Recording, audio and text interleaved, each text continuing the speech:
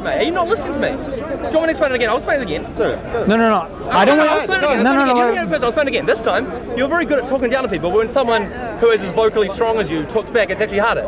So, you asked me, what? Altruism. How to explain altruism? I told you, hundreds of thousands of years of helping people who are close to you, because it would benefit you when they help you back, is now in a globalist world, so we have a hangover of this, right? So now we have primal urges to help others in need because it actually benefited us hundreds of thousands of years ago. That is the answer to your question. That's what I said before, and I'll say it again. Do you want me to repeat it again? That's the justification. Okay. Wait. Sorry. Can I just add to what he's saying? I'm not going to interrupt. One sec. Just to add to Wait. Hang on. Let me answer your thing. I can only have one conversation, one person at a time. What you're referring to is known as reciprocal altruism, right? And reciprocal altruism, and there's another theory in genetics, right? Both of these, they break down when you help people that you're not related to. Now, the claim that this is an evolutionary hangover, I want you to justify that claim, because you're just you're adding a label to a mystery. What evidence can I give you that would make you agree with it? Well, you'd have to give some genetic evidence.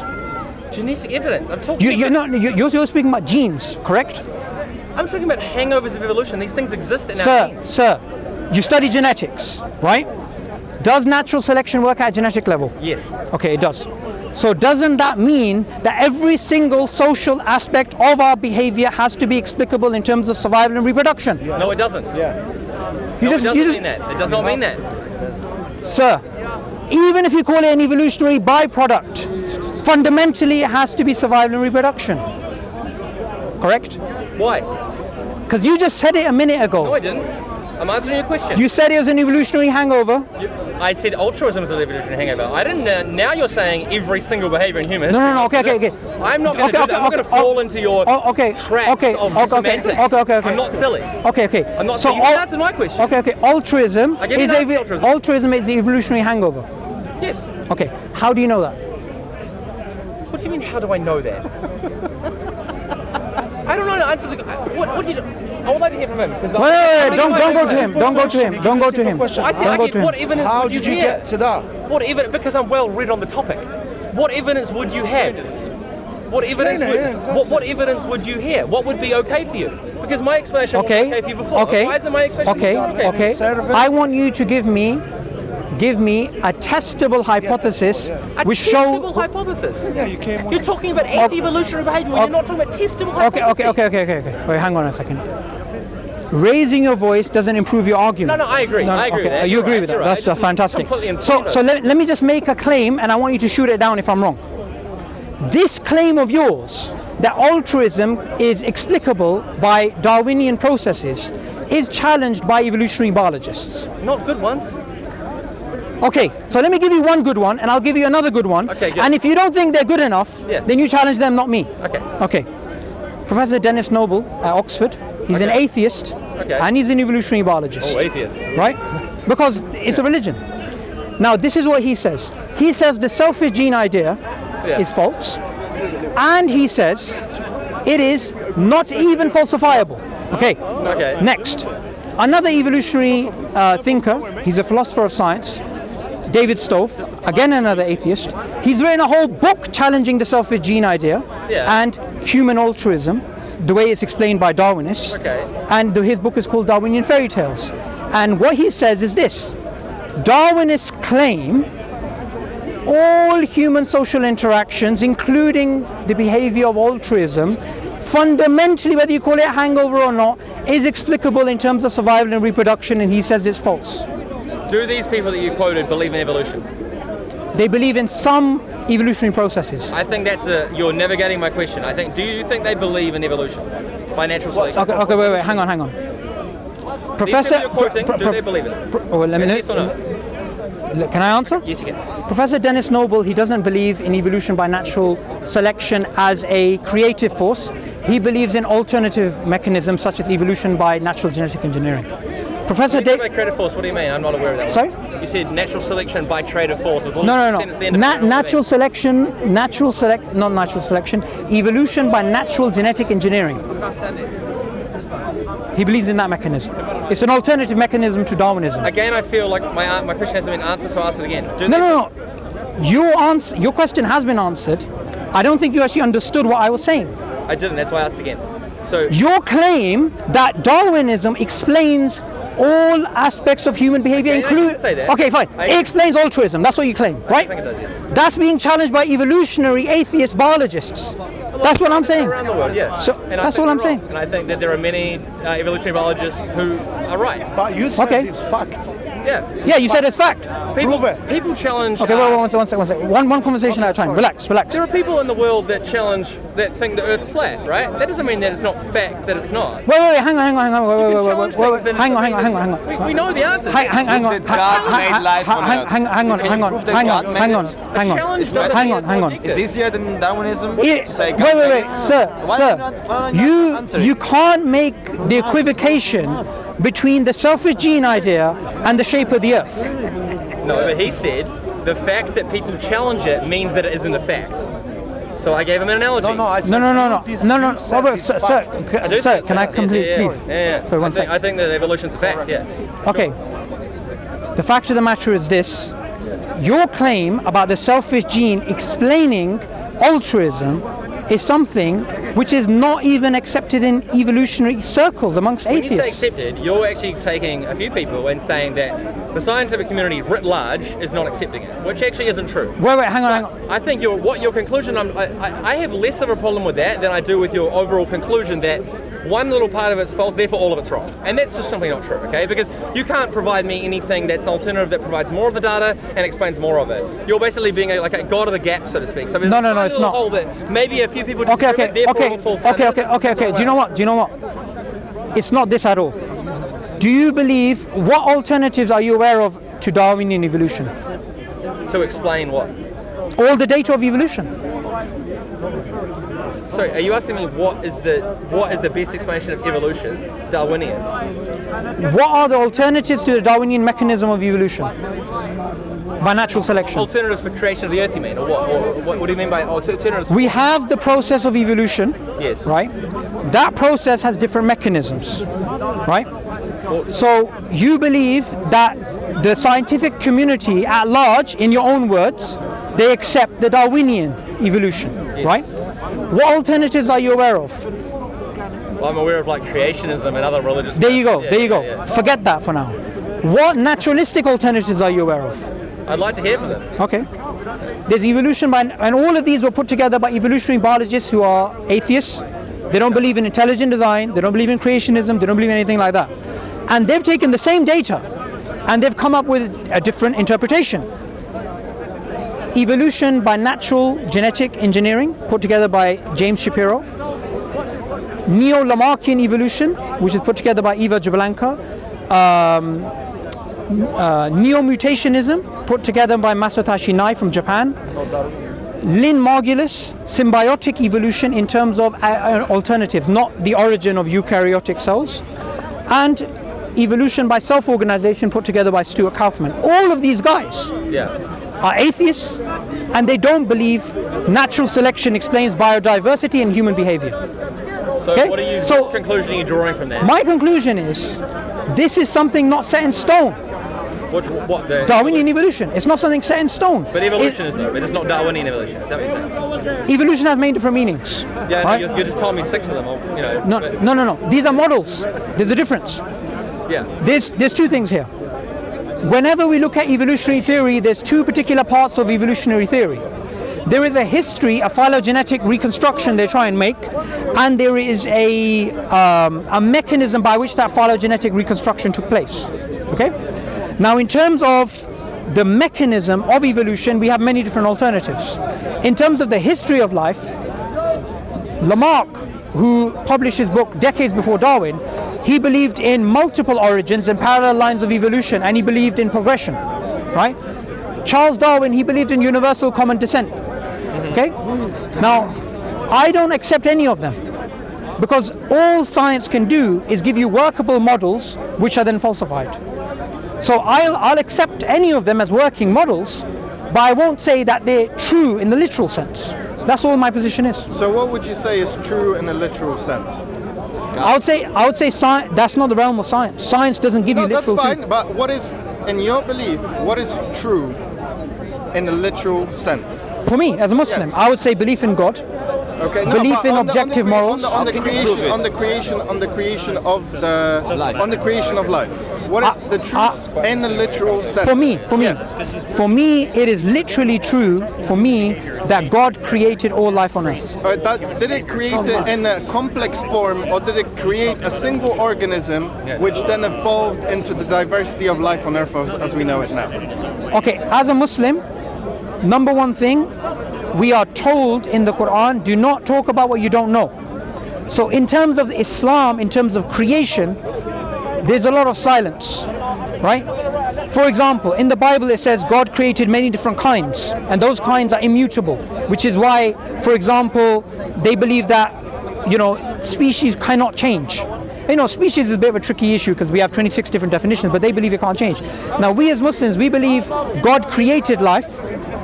We believe that God is the originator of all of the natural laws. Okay, yeah. But in terms of particulars about, for example, is the whale linked to a land mammal? As a Muslim, I can't say yes or no, theologically. Okay. Right? But in terms of human-chimpanzee relationship, Islam makes it clear there's none. There's none. Okay? Okay. So basically you're saying that it is a complex, so that life was created complex. Because that's you Okay. have to you Okay. either say that chimpanzees evolved from a different ancestor than humans did, if you assume that evolution is possible, or you just say that humans came into being as humans already, No, I believe human beings came as they were. as they As they now. are. As they are now. As they are now. How you can prove it? Now, Do you think fossils are false or Yeah, made up? okay, Can you explain? no fossil, and this is according to paleontologists, Of course it is. no fossil can be shown to be a non-human primate ancestor. All they have is speculation based upon homology. Okay, that's all they have. Human primate ancestor. A non-human primate ancestor. No fossil can. So, for example, whether you have Lucy, you have Homo naledi, whatever you have, is speculation. That's all you have. What do you mean by speculation? Like that? Like Lucy isn't. What do you mean? I don't understand. Lucy is not an ancestor of human beings. That's a speculation. What, based on who says it's speculation? Okay, what is the claim that any fossil, whether it's Lucy, Homo naledi, Homo erectus, whatever, is linked to a human being. There's several problems here. Number one, according to atheist evolutionary biologists, paleontologists, no fossil can be shown to be another one's ancestor purely because it doesn't come with a birth certificate. Henry Gee, here at King's Cross, we have the Nature Journal, right, which you must be aware of. The senior editor of Nature, Henry Gee, who's an atheist and a paleontologist, this is what he says. He says to take a line of fossils and to claim ancestry is not a scientific hypothesis which can be tested, but a bedtime story, right? And he says it's impossible to link one thing to another in terms of fossils. Secondly, there is the claim of homology, right? Now, homology, I don't have a problem if somebody says, I believe in homology and I believe in universal common ancestry based on homology. But they need to realize that claim is based on a probabilistic framework which has Bayesian, which is based on Bayesian decomposition with 9 mathematical assumptions, which has conceptual problems such as homoplasy, and they are still further conceptual problems that they have to deal with. So my position is very, very clear. When it comes to science, you can't talk with something with certainty in the remote past. You can come up with working models. One second. Let me complete my. For a very specific reason. Science never claimed to be the source of certainty, and it does exactly what you describe. It puts forward useful models that are used to generate useful predictions. Now, what's interesting about science compared to where you're coming from is that someone like yourself, if you figure out, oh wait, this doesn't make sense, this doesn't make a whole, I have a better idea, and you come up with a better idea, and all of a sudden the predictions are useful and are lining up, then your idea takes hold. And then someone else figures out what's the problem with your idea. And it's supposed to change and be questioned over time. You're coming from a position as like, no, all of this is bunk. I have my book which tells me exactly what I need to know, and it tells me, which I disagree with you entirely. Islam doesn't say that. You shouldn't question the things that are unknown. On the contrary, Islam begs you to question what is unknown, and it asks you, question, come in from a position of doubt. And you're the one saying science is all wrong because it's uncertain. That's exactly what a scientist is going to tell you. Sir. By the way, your zipper's open. So yeah. Okay. I agree with you totally that science does not give you certainty. But coming here to this Speaker's Corner, people speak about scientific conclusions as if they're written in stone. And that's the view I'm challenging. I agree with you, science gives you workable models which are then falsified. I don't believe it to be useless. I don't believe it to be wrong. I believe it's the beauty of science that conclusions can change. For example, we used to believe that the universe was like a clockwork, as a mathematical universe, right? Time and space were assumed to be fixed. And based upon Newtonian mechanics, you could say there's going to be that trajectory on this particular day and it's going to be there. And it was there. Then Einstein came along and he showed, although Newton and his theories worked for 200 years, they turned out to be not true in the absolute sense, right? And he showed, general relativity and the background assumptions which were based upon, which were used to base the Newtonian model on, were actually, according to Newton, false. Time and space were relative. Gravity was not a pulling force, but it was a pushing force due to space-time curvature. So look, science, it's the beauty of science's conclusions can change. There's nothing wrong with it. That's the way it's supposed to work. What I don't believe in is scientism, which is to take the conclusions of science and to then make them into generalizations and say that this is gonna, it's set in stone. And philosophers of science understand this. They understand that all science can do is give you workable models, and just because something works, it doesn't mean it's true. For example, a philosopher of science in Texas, Larry Loudon, he put together a philosophical paper of 30 empirically successful theories, which were giving you predictions which were confirmed again and again and again and again, which then turned out to be false.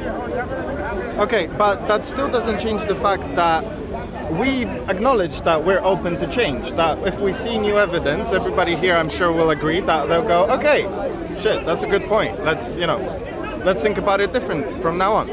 But you categorically stated that as a Muslim, because of the book, you will never believe, no matter how much evidence is put forward to you, that humans have evolved from the same ancestor as a chimpanzee or as a gorilla. And that's an example. I'm not even saying that that's truth now, but I'm just saying that you have stated that there is nothing that will change your mind about that.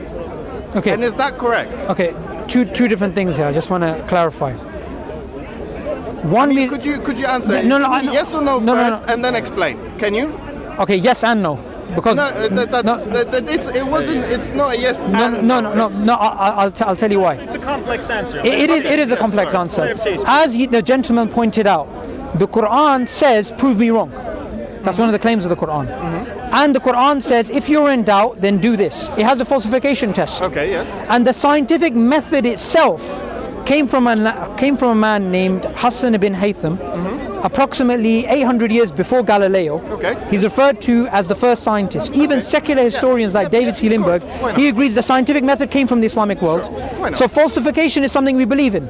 Now, I'm not making the claim that I believe in this book, the Quran, in the same way that, say, somebody who believes in Scientology, they believe in that book, whatever, right? I've forgotten its name. I have to explain my epistemology to you before I explain to you why I believe what I believe. Now, I believe that there are different routes of knowledge. So science gives you a route of knowledge. There is also philosophy. There's also introspection. There's also things like self-evident truths. For example, the world is real and there are other minds. Sure. And our minds are sidetracked. We can trust them, right? Now, I believe fundamentally, philosophically, if something which is based upon induction challenges deduction, right? You go with deduction. Okay. And I believe that the belief in God is not based upon reason for me. Of course, yeah. It's something which I believe is natural and reason aids it. Okay. Okay? The belief in the Quran is based upon reason for me. Okay. And because it's based upon reason, there must be things which are testable and falsifiable as well. Yes. Now I'm willing